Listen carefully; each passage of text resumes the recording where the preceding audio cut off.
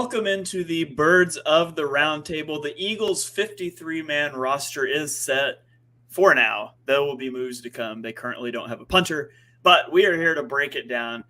We are going to go position by position through this roster. We're going to compare it to last year's Super Bowl roster and tell you who was better, 2023 or 2022. So before we get into that, though, let me welcome in all of the guys here. Start from the top left, right, whatever side that is. Dibes, give him a follow on Twitter at Mr. Crockpot Dibes. How are you doing tonight?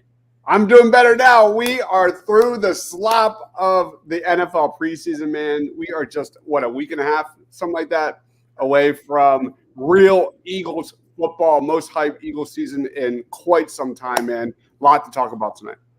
Absolutely. Also joined by Ryan Reese. Give him a follow on Twitter at Philly Sports PSA. Ryan, you decided to join us. You couldn't be bothered to talk about a Colts Week 3 preseason game, but you're back tonight now that we're talking about real stuff. Yeah. How you doing, man? Listen, I needed the time off to kind of get myself ready and centered for this 53-man roster and getting ready.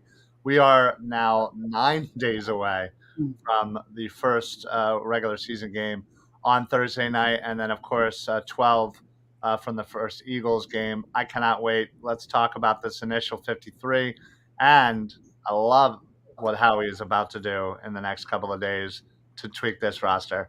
Cannot wait to see it. All right. Also joined by David. I love Albert O2. I saw his tweets he put out there. I dug mine up too. We were both pounding the table for Albert O before the deadline last year. We didn't even know each other then. So great minds think alike. Give him a follow on Twitter at PHL Eagle News. David, how are you doing tonight? Doing great. Excited that we're talking about something other than preseason games. We got the 53-man roster, and we saw a little peek inside the mind of what Howie Roseman is thinking of doing with this roster. So it's an exciting day. All right. Well, guys, let's get into it. We'll throw it around the horn. Before we get into the position-by-position breakdowns, let's just throw it around the horn for top takeaways, thoughts on the initial cutdowns. Dibes, I'll throw it to you first. What stuck out to you with how the Eagles set up this roster?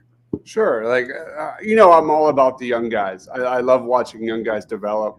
And I've got to say, this is the most excited I've been about the young depth at cornerback in quite some time. That's my take, man. You got Josh Jobe, you got Mario Goodrich, a guy who offers the ability to play inside and out. Keely Ringo is going to be learning from some of the top position players in the league. You've got Eli Ricks, such a great developmental piece.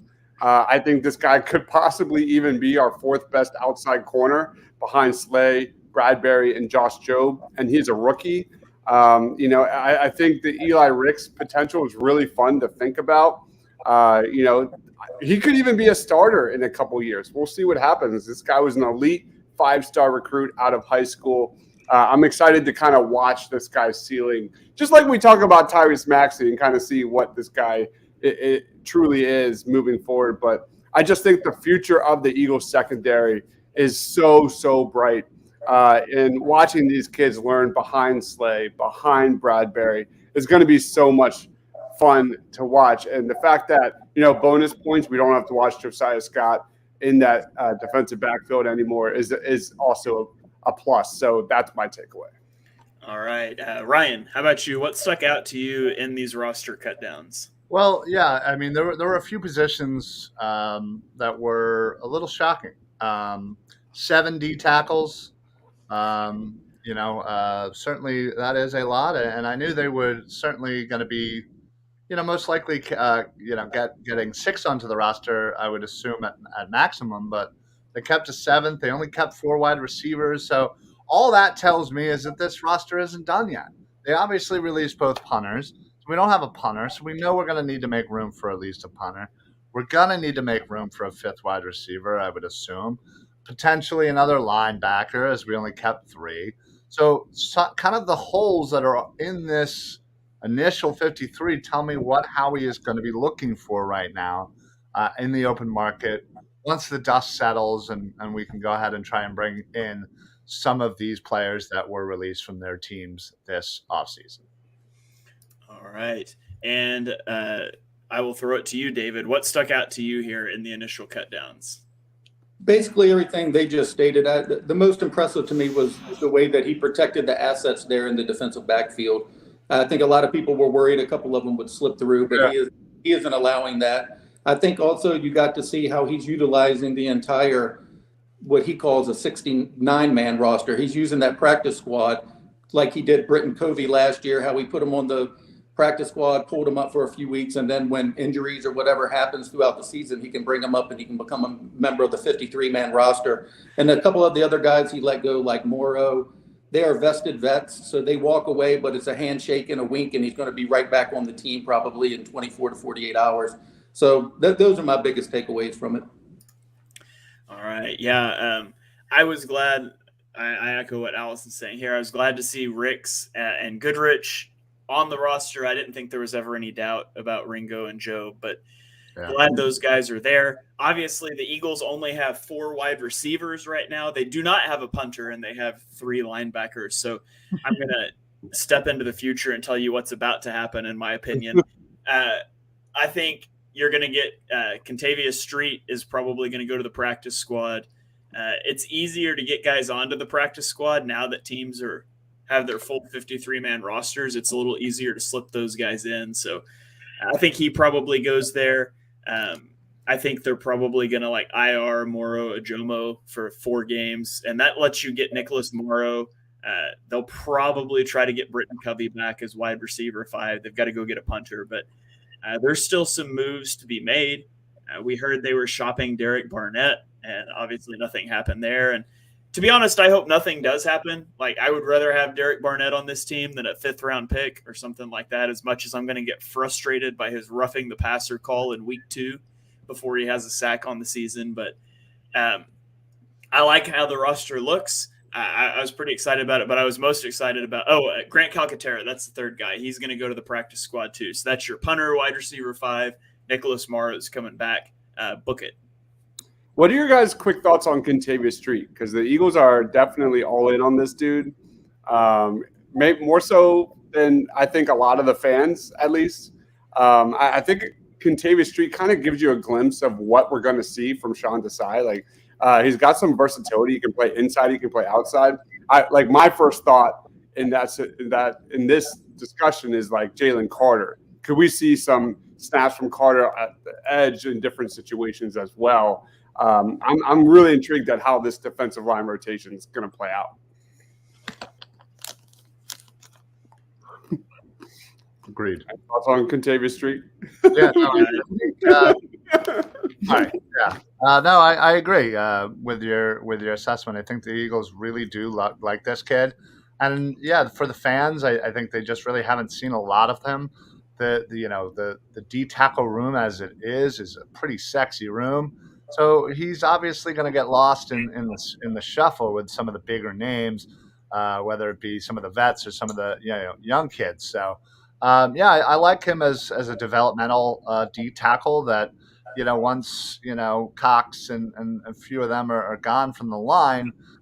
Street, I think, will have himself a place on this roster for years to come, alongside of Jordan Davis and of course Jalen Carter. Until they draft the defensive tackle in the 1st round next year. Right, yeah, obviously. Let's make it 3 years in a row. See, the thing is, the Eagles couldn't stop the run last year, so they're like, what if we carried 7 defensive tackles?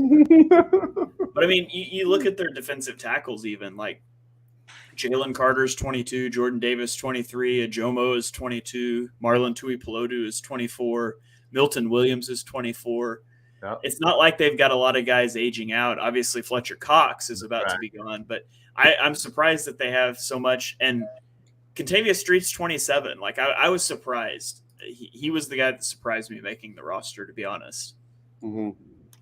Yeah, no, agreed. I definitely think when you saw that 7 there at the D tackle, it was a little shocking. And Street obviously being on the bottom there, and especially, again, considering – they only cut 3 linebackers. They only cut 4 wide receivers. So it's you question, okay, well, damn, they really must want this kid on this team or however.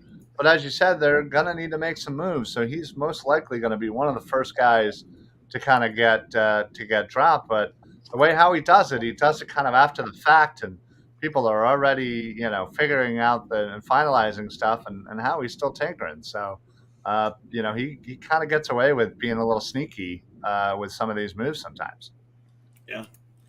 All right. Well, let's get into it. Dives, I think you got a spreadsheet here you can throw it for us. We're going to go through and we're going to compare position group by position group. The Eagles 2022 initial 53-man roster versus the roster that we have as of today. Now, I do think we have to clarify before we go into this. Like, are we operating based off of like how we felt about these guys going into last year? Because, like, for example, nobody thought that Chauncey Gardner-Johnson was just going to excel at going to safety when he'd been a nickel corner his whole career. So, like, are we doing it that way? And if so, like, I mean, yeah, I think initial reaction to both initial rosters.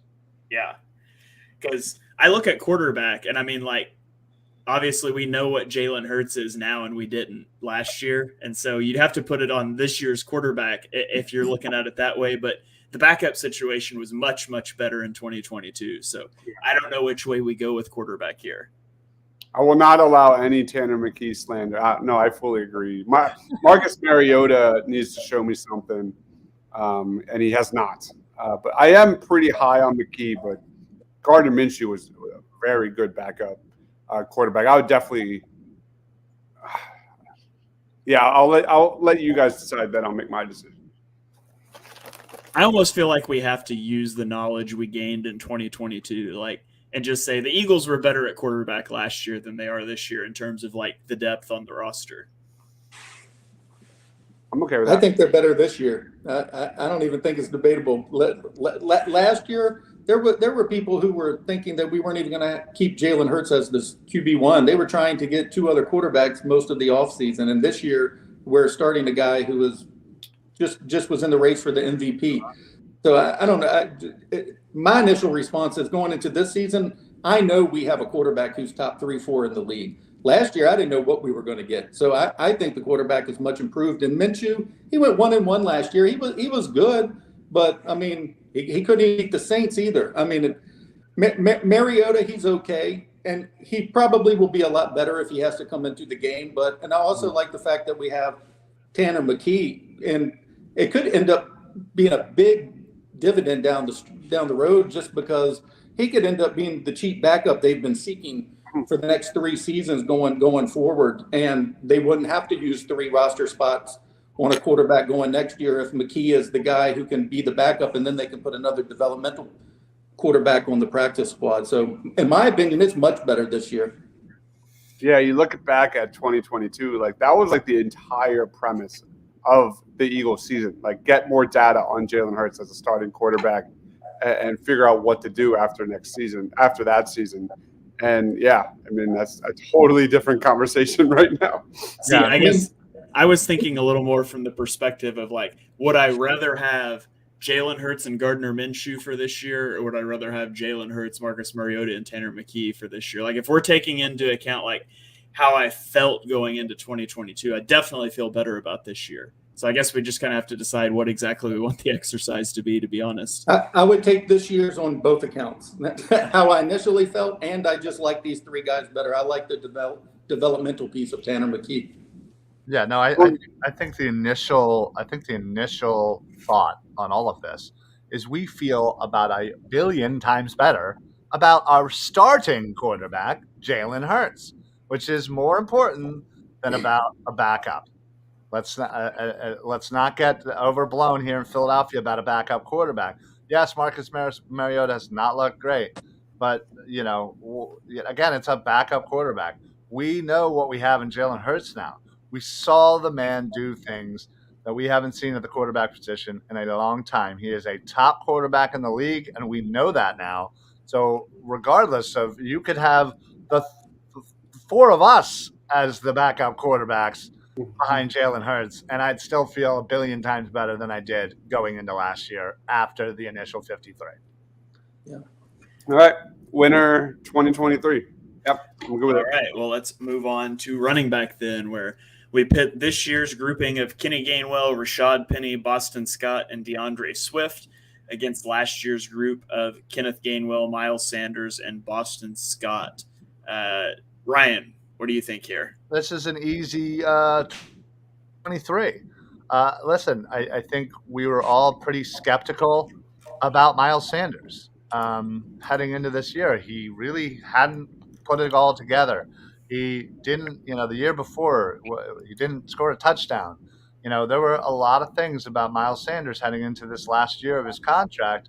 And listen, he had a great year. Let's give him the credit that he was due. He had a good year. But going in initially, I think we were all a little worried that, he was going to continue to have these mediocre years. And, we didn't really know what we fully had in Gainwell. So I think heading into this year, you have DeAndre Swift, which I think people are really excited about. Penny, everybody is loving Penny. Got to stay healthy. And the combination of what we now learned about Gainwell from the last year, these three, I think it's a much better situation than we were in last year. And then, of course, you still have Boston Scott, the giant killer, we're gonna break him open from the frozen ice for 2 games a year. Easy 2023 for me. Yeah, I agree with Ryan there. It's easy 2023 for me. I was never the biggest Miles Sanders guy. I always just thought he was kind of an average back. I think Rashad Penny is a top 5 back if he's healthy, which has always been the big caveat. But the growth of Kenny Gainwell, DeAndre Swift, I'll definitely easily take this year's group. How about you, Dibes? Yeah, slam dunk 2023. You look back at 2022, man, a lot of us were really skeptical of Miles Sanders. And that was a contract year. Guess what? Howie doubled down and brought in Rashad Penny and DeAndre Swift in contract years, right? And these guys, I think, are just much better fits for this Eagles offense. So slam dunk 2023. All right. David, are you going to make it a clean sweep? Yeah, it's deeper. They're more dynamic. They're better pass catchers, which we didn't even really utilize at all last year. Where we 31st in the league in doing that. So, yeah, it's a clean sweep. There's really no doubt it's a better running back core than last season. All right. So on to wide receiver, where we pit this year's group of A.J. Brown, Devonta Smith, Quez Watkins, and Olamide Zaccheaus against last year's group of A.J. Brown, Devonta Smith, Quez Watkins, Zach Pascal, and Jalen Reagor. This one's interesting because I felt good about Quez Watkins heading into the last year. I thought he had a lot of things on tape that made me think he was going to have a really good season. And as much as people realized how good A.J. Brown was last year, I thought he was a top 5 receiver at the time the Eagles made the trade. So I probably actually lean, and I feel great about the receivers this year, but I probably lean towards 2022 here just because of the Quez Watkins factor. I was really high on him going into 2022, and I'm definitely not this year. David, how do you feel about the wide receivers?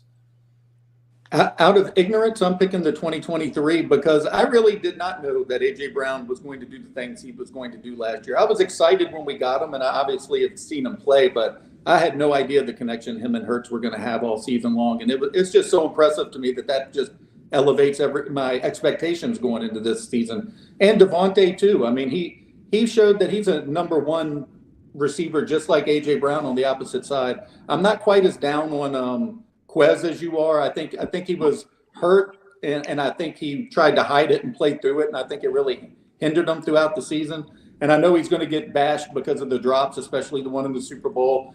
But I still think he's a dynamic player who can change the field. And I'm pretty excited about Oz as well. If you're going to put Oz versus Pascal, to me, I'm probably taking the upside of Oz.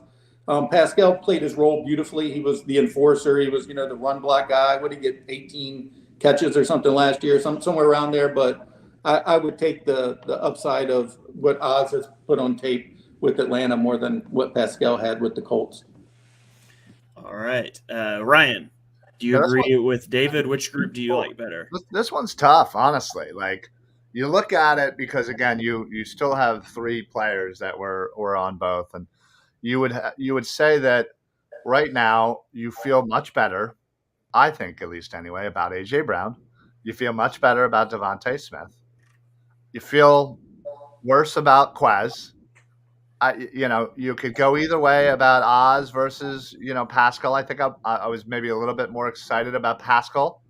And then Rager, was dog meat, so he didn't really factor.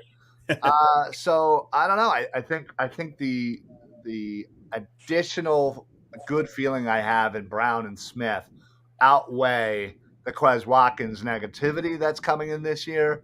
But there is a glimmer for me with Quez of redemption. So I'm going to say just barely 2023. All right. Dibes, are you with Ryan here? I am. I echo everything everyone said. I'm not high on Quez. I think Oz is the probably difference here. For 2023, I'm going to go with Devontae Smith taking that next step. His chemistry with Jalen Hurts, another year in the system, and being one of the breakout stars of this season. So I think that guy has all the cards on the table to be simply dominant at times. And yeah, I'm going to go 2023. I'm low key worried though about an injury here or there for this wide receiver squad, and we'll see what happens. But if you want to listen to some of our NFL draft shows about wide receivers, we've been crushing it, Ryan. So there's some really interesting ones in 2024, and I think that's looking at this, they have to add depth there. Yeah. Okay, so let's move on to tight end, where it's the same guys: Grant Calcaterra, Dallas Goedert, Jack Stoll, and then of course this year there is the addition of Albert Okuwebunam, is how you say that, but we're just going to go with Albert O. We're just going to go with Albert O. Well done. Dives, which tight end group do you like better? Yeah, it's no question. It's 2023. I'm not going to speak on Albert O. I live in a weird sports bubble where I watch like Eagles and nothing else. So I can't say I've watched a lot of Albert O football games. It is what it is. I'm not high on Calcaterra. I wasn't last year. I think Jack Stoll is Jack Stoll. He's a throwaway guy that I'm excited for the Eagles to move on from him. So I can't really speak on this. From surface value, I'll say 2023, the fact that the Eagles finally got a potential TE2 on this team is really exciting. That was an area the Eagles struggled last year. I wouldn't say struggled, but were not as good as it was 12 personnel. So perhaps this is signs that we see more of that. I think of Albert O, and I think of Shane's infatuation with a guy like Darnell Washington out of Georgia. He was like, Darnell Washington. Now he's got his boy, a 6'6", 260 athletic freak. So this one's for Shane. 2023. Let's not slander Darnell Washington by comparing him to I see where you're going there. Ryan, how about you? Yeah, listen, I think it's well documented my disdain for Calcaterra and Jack Stoll. I feel the same about them as I did last year. Terrible. But the addition of Albert O has me a little excited about a tight end 2 spot. This dude can do a little bit of everything. He's a big guy. His last preseason game, he got 109 yards receiving. This is a guy that can come in and be that other receiving tight end. And he can block a little. He does need to work on it. Obviously, he's not a perfect tight end, but yeah, I think you have somebody here who's an actual capable tight end 2 here, much better than Calcaterra or Stoll. And I cannot wait till one of them is not on this roster after Howie makes a few moves here. I'm pushing for Stoll, but it'll most likely be Calcaterra. But yeah, I feel much better about 2023. All right, and David, bring it home. I do not have as much disdain for Jack Stoll as Ryan. I think he does his role very well. I think he's basically like Zach Pascal at the wide receiver position, where he just does the dirty work and blocks, and he's in there for run. But definitely the 2023 tight end, Albert O, makes the difference. I think he's everything they thought and hoped Tyree Jackson would be. He's big-bodied. He can, he's athletic. He can make some of the catches. I think Grant will probably end up going to the practice squad. And I also think, like y'all had mentioned, this will help in the 12 personnel and get back to some of the things they did pre-trading Zach Ertz away. And just having a big body there for some quick release passes and things like that just were missing when Stoll and Grant had to come on the field those 4 or 5 games that Dallas was gone last year. So I think it's an easy clean sweep again for TE23. Wow. All right. Well, let's go to the offensive line. So this year, the Eagles keep offensive line. We'll go. Oh, it jumped on me there. We'll go left to right. We've got Jordan Mailata. We've got. Oh my gosh, Dives! Quit moving the screen. We've got. There it went again. We got Jordan Mailata. We have Landon Dickerson, Jason Kelsey. At right guard is Cam Jurgens, right tackle Lane Johnson. Then your backups, you have Jack Driscoll, Fred Johnson, Tyler Steen, and Sua Opeta. You compare that to last year's group, which had the same starters, except Isaac Seumalo was your right guard, and then your backups were Andre Dillard, Jack Driscoll, Cam Jurgens, Sua Opeta, and Josh Sills. David, I'll throw it to you first here. Which offensive line group do you think gets the edge? I'm going 2022 for the first time tonight. I think it was last year's OL. I felt better going into the season, and mainly just because of the question mark of Cam Jurgens at right guard. You knew what you had with Isaac Seumalo. I think the backups were good. Fred Johnson is fine for this year. I don't know that much about him, but just going into the season last year, I felt very good at the starting 5, and I feel good with Jurgens as well. But I would give just a very, very slight edge to last year, just because Isaac was more proven. And I have to see Cam do it in games before I'm completely confident that he's going to take that. All right, Ryan, how about you? Yeah, this is another tough one for me, honestly. Yeah, I think there's just a little bit more of uncertainty this year, or the unknown. Jurgens, again, we saw a very small sample size of him last year. And not too much of him other than, some training camp this year. How is he gonna react to being the full-time starter now? We got Steen, a lot of potential, but is he gonna be the guy eventually? Who knows? I feel a little bit better about kind of our backups last year. So in a very, very close race, and I hate to do this because I feel so much better about Landon Dickerson. I think for me, he's really taken a huge jump. And honestly, I think he's going to take another huge jump this year. I think he's going to really cement himself as a premier guard in this league. But yeah, I got to get the slight edge to 2022. I just feel a little bit more confident and knowing about what things were last year. All right. So, Dibes, do you hate the 2023 offensive line too? I have news to break, Shane. You're going to be our first tiebreaker here because I'm going to go slight edge to 2023. I actually really like the upside, and I like the versatility of this year's O-line compared to last year. You look at like Andre Dillard, that dude had zero versatility. You look at versus a guy like Fred Johnson, and Cam Jurgens can fill in that center if needed. Tyler Steen can play tackle or guard as needed. I like this group. I like this group as a whole, and I think I'm going to go 2023 with a slight edge. So, Shane, you make the difference. Yeah, I'm going to go 2022. And I don't have it particularly close. I've said a lot of times that I think most Eagles fans dramatically underestimate how good of a player Isaac Seumalo was. And so Isaac Seumalo leaving, that alone gives it to 2022 for me. But then you look at Andre Dillard, the best backup left tackle in the league. And I know he doesn't have versatility, but if you need him to step in and play left tackle, there's nobody in the league that has a better backup in that instance. You had Cam Jurgens as a backup center last year. This year, he's still your backup center. You're just going to have to shift guys around. So overall, I like last year's group better. Now, I mean, I like the young pieces. I like Tyler Steen. I'm excited to see Cam Jurgens play right guard. But in terms of both starters and depth, I do think the 2022 crew was better. So there we go. Let's flip the page here to the defense.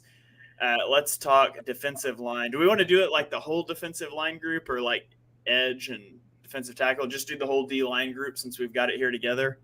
Doesn't matter. You choose. Let's do it.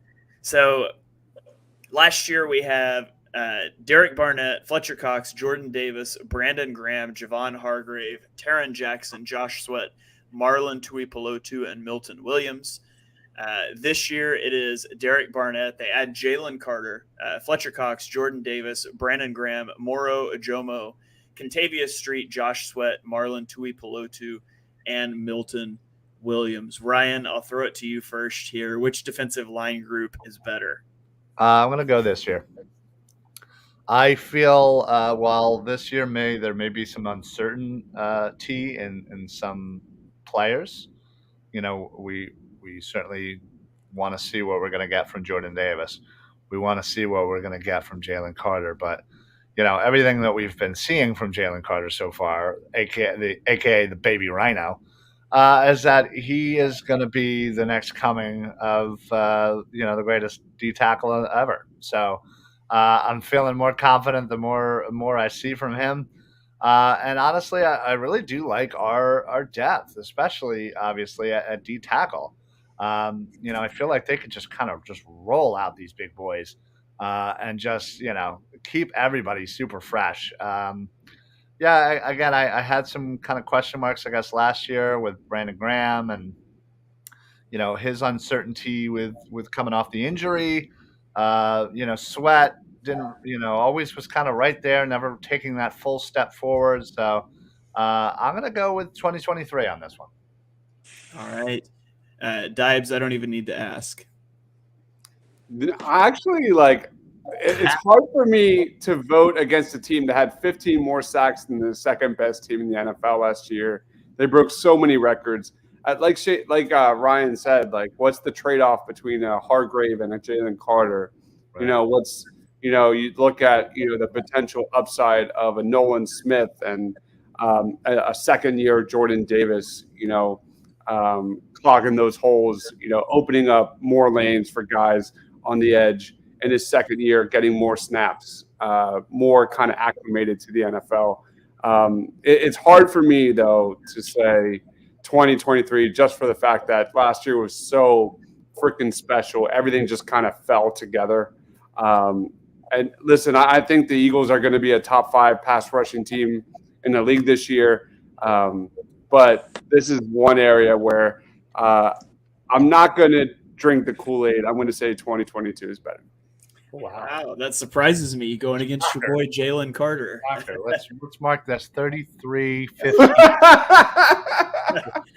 All right, I'm also going to go with last year. I mean, the essential difference this year to last year on the defensive line is Javon Hargrave for Jalen Carter, and rookie defensive tackles typically take time. I mean, I've gone through the stats and things, and on average in the last decade, rookie defensive tackles taken in the first round have averaged under 3 sacks, and Javon Hargrave went off last year. And so I give it to 2022. Fletcher Cox was a year younger. I was really high on Jordan Davis going into last year, and obviously he got injured, and that kind of derailed his season. But I'll give the edge to 2022 as well. So does Lonely Bee. Says 2023 has the higher ceiling, but 2022 sacks were unexpected, and in large part due to the Eagles' early leads. Yeah. All right, David, what do you think here? 2022 or 2023? I'm picking 2023 by a mile. Oh snap! Here we go. Because this is based off how we have felt on the initial 53. Right. And when I looked at the initial 53 heading into 2022, it looked like the same crap that I saw in 2021 that only was able to get 29 sacks heading into the season. So I had no idea that they were about to drop 70 sacks or whatever that total was. They had did 29 sacks as a unit in 2021. I don't think they evoked much optimism amongst anybody heading into the season. So the way I look at this is basically what you just said, Shane. It's basically Jalen Carter versus Hargrave. And I can't go all year saying Jalen Carter is the best player in the draft and the second coming of Jerome Brown and not believe in him. So I unquestionably think I have far more optimism this season than I did heading into last year. All right. Well, I'm going to let Dives decide how to highlight. Oh no! I'm going to move on to reading linebacker names here. It's our first 2-2 split.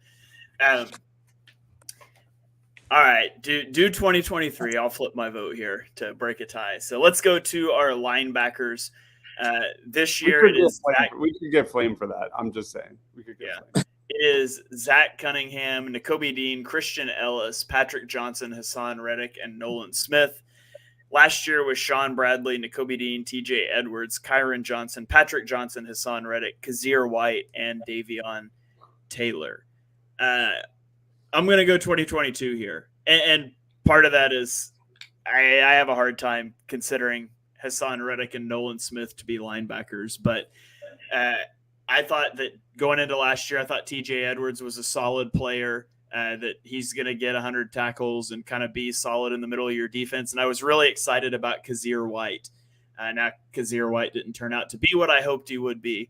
But I thought he was going to be pretty good. And then I also thought we had Nakobe Dean, who might be in contention to play, even though he never really did. So you fast forward to this year, and now I'm a little worried about Nakobe Dean and what they saw in him last year, if they're going to keep him healthy, if he's going to stay on the field. You look at Christian Ellis, a guy that's flashed a little bit, Zach Cunningham. It's just pretty thin at off-ball linebacker. So I'd give the edge to last year's group there. David, you're shaking your head. Do you agree with that? I agree with you completely. Yeah. Especially if you separate edge rushers and off-ball linebackers. If it's basically like 3 versus 3. And I had far more confidence in Kaiser White and TJ Edwards last year. I was excited to get Kaiser White from the Chargers. I mean, he had done really well, and the optimism that Nakobe Dean was bringing, I was pretty excited last year.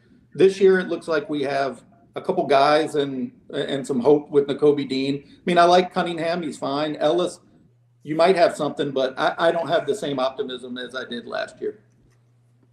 All right. Ryan, how about you? Yeah, I would just like to state for the record, kind of like I did with the tight ends, that I feel terrible about the linebacker group as a whole last year, this year, the last 20 years, however long you want to go back. Hey, Jordan Hicks and what's his name? Exactly. Brett, exactly. Why am I forgetting his name now? Right. You know why. Yeah. You know why you can't I remember. got arrested, and Jim Schwartz said the whole Nate Gary things eventually. Yeah. White Alex Singleton? You don't No, Singleton? No, David, help me out here. Who was the linebacker alongside Jordan Hicks? Oh, they gave the Nigel Bradham. Yeah, Bradham. Yeah. Hicks and the Bradham Cabana Boy guy. Yeah. Hicks and Bradham were good for when Hicks was on the field. Busy being injured, right? Listen. So yeah, I just wanted to at least state that. I'm gonna go last year on this one. I was starting to get a little buzz about TJ Edwards. Obviously, the Eagles had just drafted my boy Nakobe Dean, so I was super pumped on that. Not that I'm necessarily more down on him this year. I just certainly, again, just want him to be the man and to step up. And yeah, the rest of the linebackers, let's be honest. Kaiser White, there was a little bit of an excitement coming from the season he had previously with the Chargers. And then you kind of look at this year and there's not a lot. Zach Cunningham had a decent preseason, but there was also a reason why he was, sitting there as a free agent next to, future plumber Miles Jack. So, again, I just think I was a little bit more optimistic last year. I have some more hope this year, but the Eagles still need to screw it and just invest in the linebackers, especially next year.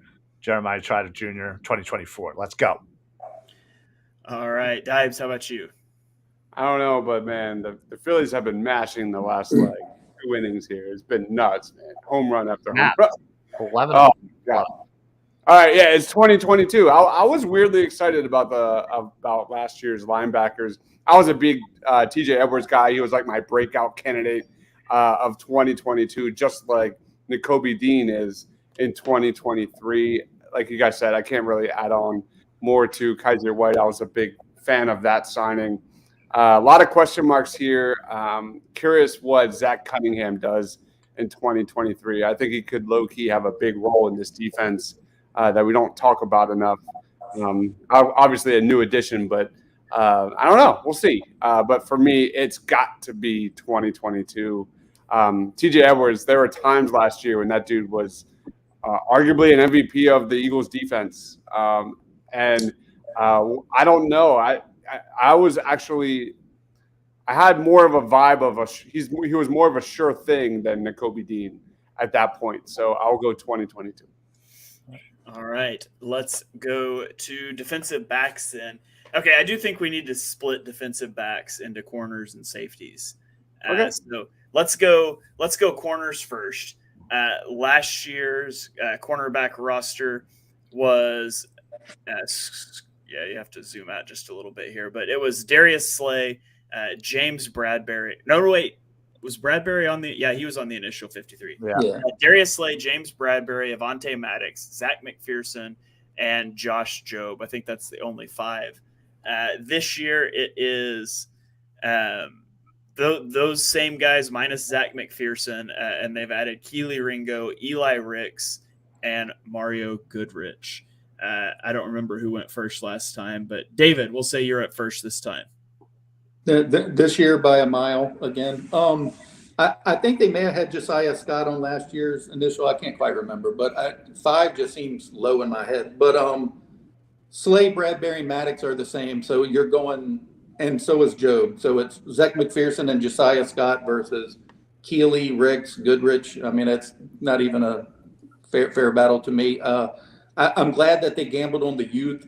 I like how they cross-trained Bradbury in the slot. So if something does happen to Maddox, as it has in seasons past, maybe he goes in there and, like Dive said earlier, Ricks could possibly be the 3rd best cover corner on the outside on his team. So Ricks or Jobs could take over with that. So I like the youth. I like the optimism that all these guys are coming on the team with, and I like the fact that they can study behind Bradbury and Slay and even Maddox for like someone like Mario Goodrich. I just think the youth is so much better and so much more talented than the little fill-ins that we had last season. All right, yeah, and not to mention, I mean, last year the Eagles got James Bradbury because he just got cut, and this year he's coming off of an all-pro caliber season. So Bradbury also looks a lot more impressive. Ryan, do you agree with David that this year's better? Oh, 100%. Yeah. Listen, you're just even on the Bradbury front. I think a lot of people are obviously surprised that he got cut. So we didn't really know what we were getting ourselves into. I think we were very, happy that we were able to get him. But, after a full all-pro season here, a Pro Bowl season, we're certainly more enthusiastic about him. And then, you look at the youth right now this year. I think there's so much optimism, so much hope for the future of the cornerbacks here, learning under 2 Pro Bowlers, learning under a Maddox who's certainly found his way as a really good slot corner. And you look at last year and you just kind of look at the team and you're like, does anybody really, like, after the first, couple of guys, yes, Josh Jobe was on there, but I feel so much better about him this year. Zach McPherson, listen, he had high hopes, but he just never materialized, obviously. And Josiah Scott, my God, I am so glad he is not on this team anymore. So you had some guys here that I feel we absolutely upgraded in the bottom half of that cornerback room. And there's a lot of optimism, a ton of youth, ton of talent. I can't wait to see what these guys look like in 5 years. Can I add one more thing? They have so much talent on this with undrafted free agents that a couple years from now, they could have Eli Ricks, Josh Jobe, and Mario Goodrich as their 3 starting corners, and none of them were drafted. I mean, that is just a testament to the job that Howie and that scouting department has done. It is just unbelievable. Yeah, for a while there, Howie did better with UDFAs that he did with first round picks. But I'm Right. glad we've got the first round picks thing straightened out now, and they just killed the whole draft. So Just Yeah. pick set. Can't go wrong. yeah, all right. Dibes, did I ask you about the cornerbacks? No, I just echoing everyone's sentiments. It's definitely 2023. I'm curious if we have a young Jeff Stoutland on the defensive side of the football, and DK McDonald. We talked about this before. He comes into Philadelphia. Darius Slay is has one of the best years of his career with the Philadelphia Eagles. Next year, Slay took a step back, but Bradbury looked great. And now you have this year and guys taking another step forward. Maybe this guy DK McDonald could be a guy that develops kind of guys like a Jeff Stoutland, where you don't have to waste a top asset in the first round, second round. You can find gems undrafted day 3 and develop them into starters. So that's my only take. All right, yeah, easy 2023 for me, full send. Let's move on to the safeties. So last year at safety, the Eagles had Reed Blankenship, Marcus Epps, Chauncey Gardner-Johnson, and Kavon Wallace. This year, it is Reed Blankenship, Sidney Brown, Terrell Edmonds, and Justin Evans. Dibes, I'll throw this one to you first. Which safety group is better? It's no question. It's 2022. I mean, CJ Gardner-Johnson was sensational there. He meant a lot for the football team. But I want to just say this right now. I'm really excited for Sidney Brown. I think that guy's going to surprise a lot of people. You look at his numbers throughout the preseason. Again, it's just preseason, right, Ryan? But he was all over the place. His passer rating allowed was excellent, just like we saw in college. I think Sidney Brown's running around the defense with his head cut off could be an amazing pairing with a Reed Blankenship who can do and excel both in the run and pass game. So I think it's 2022, but I'm really excited to what we can see or expect from 2023. I went into this season thinking the safety position was hot garbage. But I saw Justin Evans make plays throughout the preseason. I saw Sidney Brown flying all over the place. Reed Blankenship, I'm going to trust Howie and this new defensive coordinator's thoughts on this guy. They think Reed Blankenship is clearly a very good starter in the NFL based on everything we've seen and everything we've heard throughout joint practices. So 2022, but I'm excited for 2023. All right, Ryan, how about you? Yeah, this one's kind of tough because, again, you have to think about how you initially felt once you saw these rosters. We certainly had, people certainly enjoyed Reed Blankenship, but we didn't know that he was going to be Ed Reed Blankenship. We didn't. So, I would say I'm probably more high up on Sidney Brown at this point than I certainly was on Reed Blankenship. Gardner-Johnson, that was a great trade, but it also, as Shane mentioned earlier, the guy was mostly a slot corner. Moving him, played a little safety, so there was a little uncertainty there, but certainly we're a little excited about that. And let's be honest, I think a lot of people, with Marcus Epps were it was easy that starting position was the worst starter position that we had. Hence why we went and made the Gardner-Johnson move. So I feel better about Reed Blankenship taking another year and stepping up. I'm excited about Sidney Brown. I do like Edmonds. I do like Evans from what I've seen. So I honestly have to give a very slight edge to this year, and it's mostly because I feel a lot better about Reed Blankenship, and I feel better about Brown as kind of a rookie than I did some of the youth last year. And let's be honest, Kavon Wallace drove me absolutely up a wall last year. Although he did have a great camp, and maybe should have made the roster this year. But you weren't excited about Jaquan Jarrett? Oh no, my screen didn't freeze. I just was. All right, David, how about you? 2022 or 23 safeties? I'm going 2023 by quite a lot. I'm very Wow. excited. I'm very excited for Sidney Brown. I'm very excited because we now have a glimpse into what Reed Blankenship can do, which and nobody had any idea of last year. Last year, when they went in with the four, you had Reed, who nobody knew anything about. You had Kayvon, who just holding down the fort basically until somebody else came in. You had Epps, who nobody will remember who he is a few years down the road. And then you had CJ GJ, who nobody thought he would end up with 6 interceptions.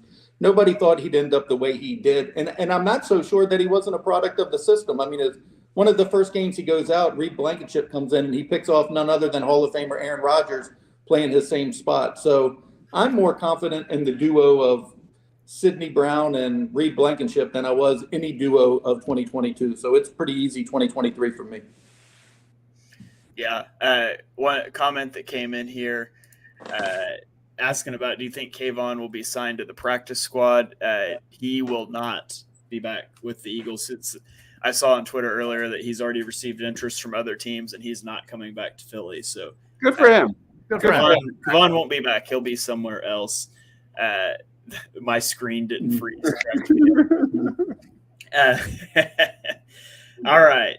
I'm going 2023 as well. I said in 2021 that Marcus Epps flashed, but I didn't know if he could sustain that with more volume in 2022, and I thought he did. I thought he did a solid job, but going into season, I was concerned. Chauncey Gardner-Johnson had only played 4% of his career NFL snaps at safety, and I thought he was a great player. Was concerned about the fit with the defense there. So you go to this year, and they've got Reed Blankenship, who I feel too confident about, maybe. But I feel like he's going to be really good just by the fact the Eagles were like, yeah, we don't even need to give this guy any reps in the preseason. He's like Jalen Hurts level, A.J. Brown level. We don't even need to see him in the preseason. So I feel confident in Reed.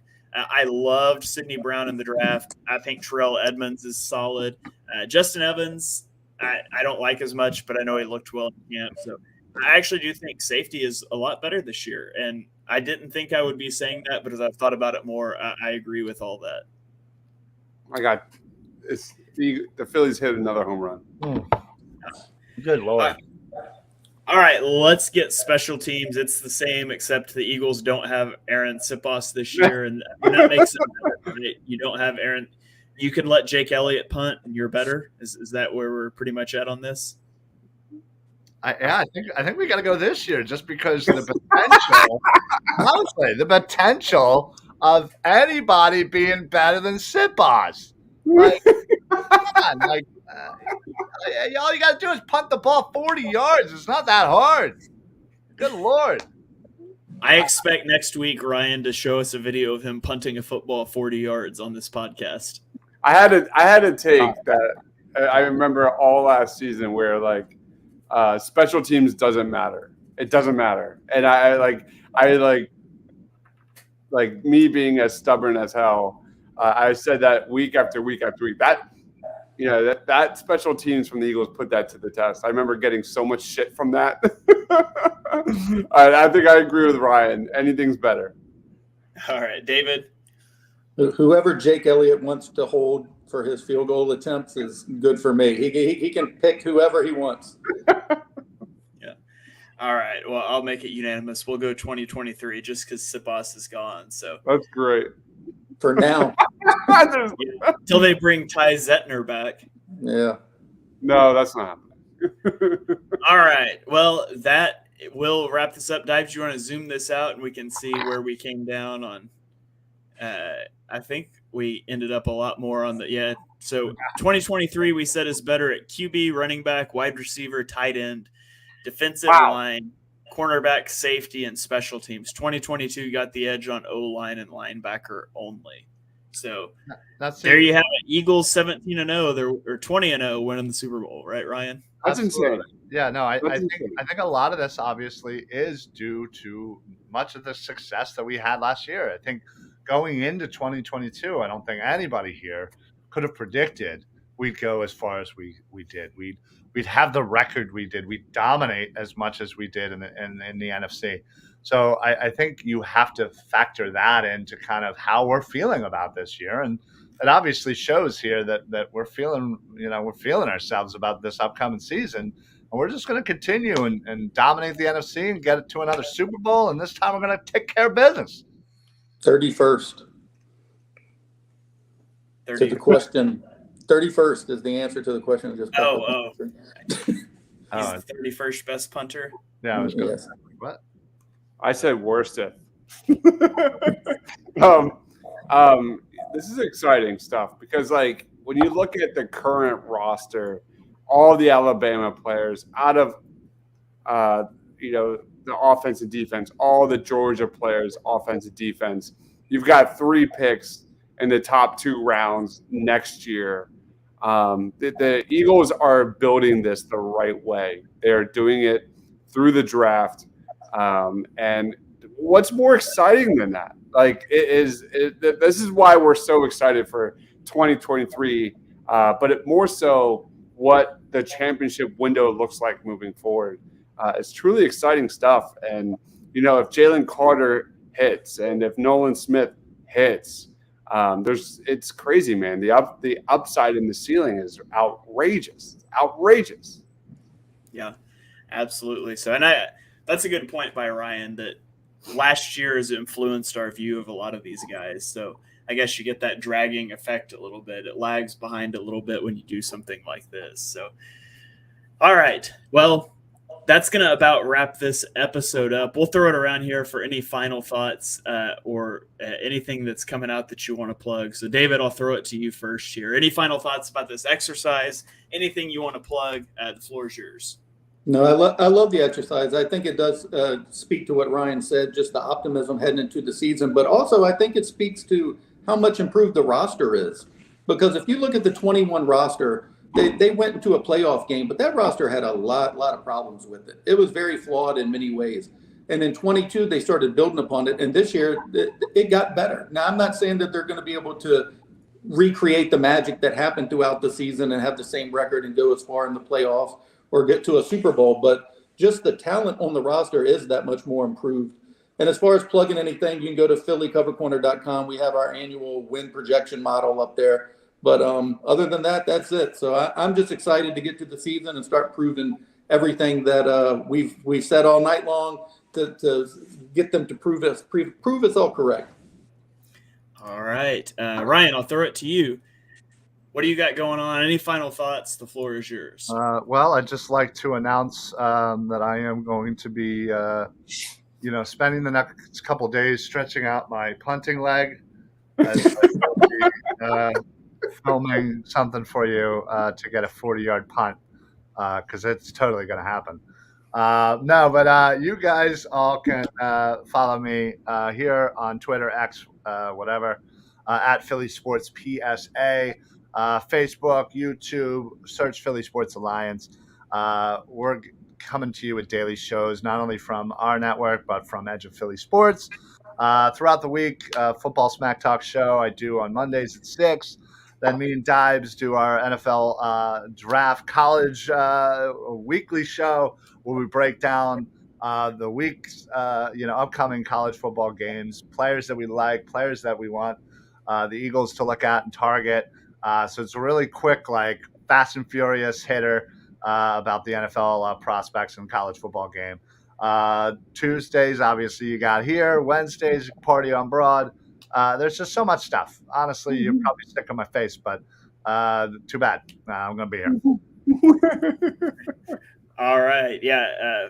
Eagles punter tryouts, invincible, but with a puncher. I like it. Ryan, you show up and rep us, do us proud. Don't worry. I will tag Howie and I'll tag Lori, Sirianni, whoever I got to tag. I'll put that video online.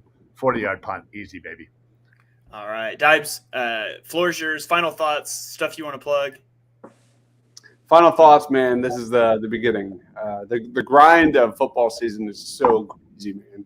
I always like in hindsight, it's fun because in about 6 months from now, I'm like, oh, I'm so glad it's over because I will be putting out shorts, video highlight reels, analysis, everything, week after week after week, multiple times a day.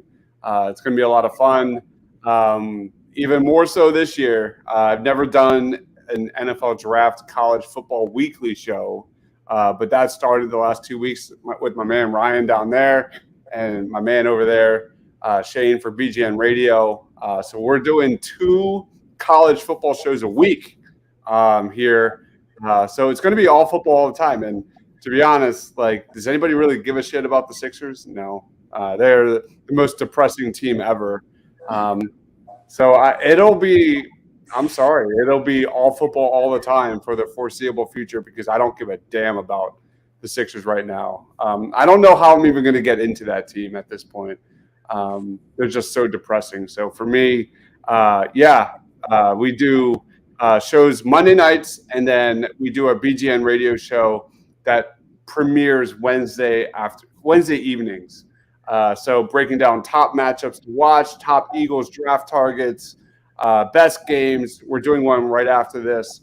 And I'm telling you, like, we've scouted well over 100 prospects. I just, before the show released, my personal favorite Eagles draft targets from last night's show. That's on this channel as well. And Ryan does a great job doing that as well. So just so much football content, man. Until we get David to join us, and then it just goes up that much. All right. You can follow me on Twitter, YouTube, Threads at Shane Heff NFL. Check out my podcast, NFL wide podcast, Chalk Talk, wherever you stream your podcasts. I've got a lot of stuff coming out on the BGN radio feed, so you can check that out. Dibes and Mark and I are going to be recording a draft or a college football show, like he said, right after we get off of here. And then at 9:30 tonight, a pre-recorded episode of Chalk Talk with Mark and I will be airing. He had some scheduling conflicts, but we're previewing the NFC North and the NFC East and making our record predictions. So be sure you check all that stuff out. Follow these guys on Twitter. Dibes is at Mr. Crockpot. They put a comment on the screen that made those go away, so I'm going to take it off for a second here. Oh, my bad. Sorry. It won't. The screen now. I'm going by memory. Ryan is at Philly Sports PSA. David is at PHL Eagle News. Nailed it. We will catch you guys from the Birds of the Roundtable crew. We will catch you guys next week, where we will finally be previewing real Eagles action. We'll be breaking down everything you need to know about the Eagles matchup with the New England Patriots for the season opener on September, whatever that is. I know it's a 3:30 game or 3:30 game. So anyways, we will catch you guys at 4:30 for you guys, 3:30 for me, whatever. Time zones are dumb. We will catch you guys next week on Birds of the Round Table.